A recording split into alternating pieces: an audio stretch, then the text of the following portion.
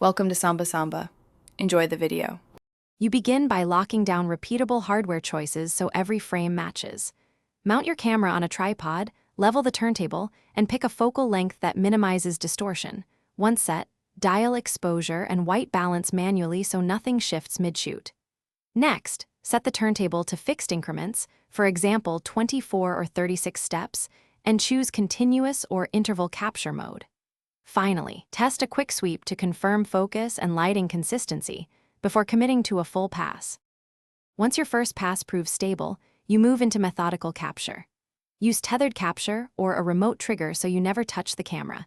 Make sure aperture and ISO remain fixed across all frames to keep depth of field and noise consistent.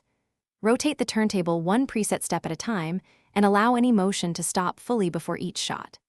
As you go, monitor the histogram and review critical frames for reflections, hotspots, or focus shift. If you spot issues, stop and correct lighting or object position immediately.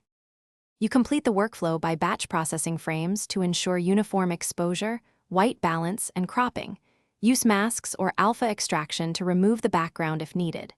Then assemble frames into your chosen deliverable: a sprite sheet for web viewers, a sequential MP4 for quick previews, or an interactive 360 viewer package. Make sure to compress without introducing artifacts and test on phones and browsers. Troubleshooting tip: if the rotation jumps, reevaluate turntable step increments and image alignment. Small angular inconsistencies cause visible flicker. Thanks for watching. Consider subscribing if we helped you.